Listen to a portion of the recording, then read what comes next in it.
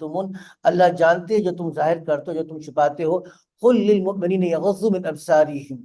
اب چونکہ ایک دوسرے کے پاس آنے جانے کی بات آئی اور عمومی بات کیا چل رہی تھی، شرم اور حیا کے تحفظ کی، تو دونوں باتیں اس میں داخل ہو گئی.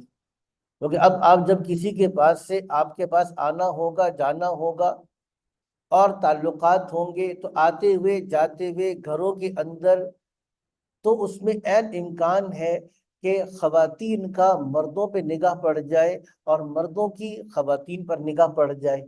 تو اب یہاں پہ آپس کے تعلقات کو بھی باقی رکھو، لیکن تعلقات کو باقی رکھتے ہوئے شرم اور حیا کی بھی حفاظت کرو. اس لیے خاص طور سے نگاہوں کی حفاظت کا حکم دیا. اگر حکیم مختار صاحب رحمۃ اللہ علیہ کا چھوٹا سا کتابچہ ہے وہ ضرور بھیج دو. بد نظری کے 14 نقصانات، حضرت حکیم مختار صاحب رحمۃ اللہ علیہ کی ایک چھوٹا سا کتابچہ ہے، بد نظری کے 14 نقصانات، وہ بھیج دو.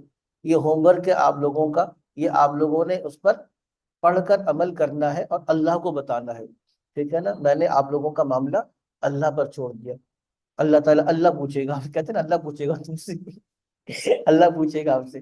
خیر اللہ تعالیٰ آسانی کا عملہ فرما دے. تو خیر یہاں پہ اس چیز کو بیان فرماؤ، دیکھ لو شاباش. قل للمؤمنین یغضوا من ابصارہم. عجیب بات، یغضوا من ابصارہم، یغضوا ابصارہم نہیں کہا، یغضوا من ابصارہم کہا کہ وہ اپنی نگاہوں میں سے جھکا لیں. من کیوں کہا مولوی صاحب؟ جی مولوی صاحب تھوڑا سا جی، من کیوں کہا؟ آج ہی سونے دینا میں نے آپ کو، آج نہیں سونے دینا. ٹھیک ہے، 45 منٹ باقی ہے، 45 منٹ خیر نہیں آ جاتی. ٹھیک ہے نا؟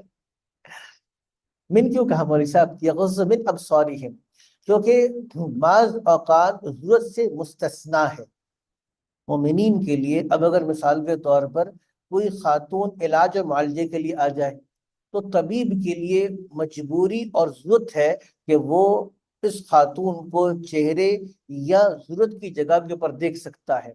یا اگر کمرہ عدالت میں کوئی خاتون آئے اور شناخت کے لیے کہ بھئی ایک عورت ہے کہ میں فلانی خاتون و نقاب میں ہے، اب اگر کمرہ عدالت میں قاضی کہتا ہے بھی اپنی شناخت کرواؤ، تو شناخت کے لیے اس کے لیے دیکھنا جائز ہوگا.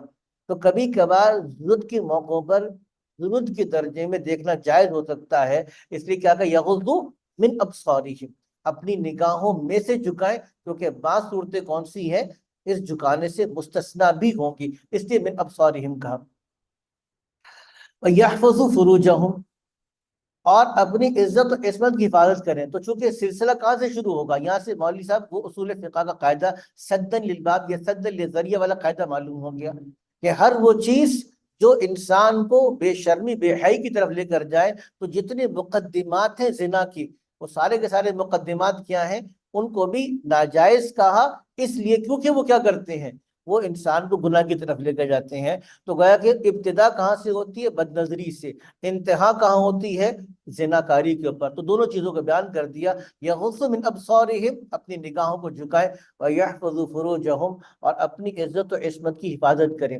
ذالک ازکی لہم، یہ ان کے لیے پاکیزہ ہے. ان اللہ خبیر بما یصنعون، بے شک کہ اللہ باخبر ہے ان اعمال کے جو وہ کرتے ہیں. قل للمؤمنات، اور ایمان والی عورتوں کو بھی بتلا دیں، یغضضن من ابصارہن، کہ وہ بھی اپنی نگاہوں میں سے جھکائیں. من کیوں کہا؟ کیونکہ اگر کوئی خاتون گھر سے باہر نکلتی ہے وہ پورے برقعے میں ہے، نقاب میں ہے، لیکن اب گھر سے باہر نکلتے ہوئے راستے میں چلتے ہوئے کسی جگہ کے اوپر آتے جاتے، ایئرپورٹ، اسٹیشن، ہوائی جہاز، بس، دکاندار، درزی، کسی بھی جگہ پہ جاتے ہوئے ہر جگہ کے اوپر نگاہ جھکی رہے، تو یہ بہت شدید حرج ہے. وہاں پہ کسی نہ کسی طرح اتفاقاً یا ضرورتاً نگاہ پڑ سکتی ہے، وہ مستثنا ہے. تو خاص طور سے بیان فرما دیا کہ قصد سے نہ دیکھیں، ضرورت کے طور پر دیکھیں، شہوت سے نہ دیکھیں. آئے نا بس سمجھ میں؟ تو یہ 3 قید لگائی، اس لیے کہا یغضضن من ابصارہن، کہ اپنی نگاہوں کو جھکائیں. اس میں مجھے توجہ فرمائیے گا، آج کل خواتین نے، اور حیرت مجھے ہوتی ہے، میں اپنے مدرسے کی ماشاءاللہ جو کہ ہم بار بار متوجہ کرتے ہیں، تو معلمات خاص طور سے اور طالبات بھی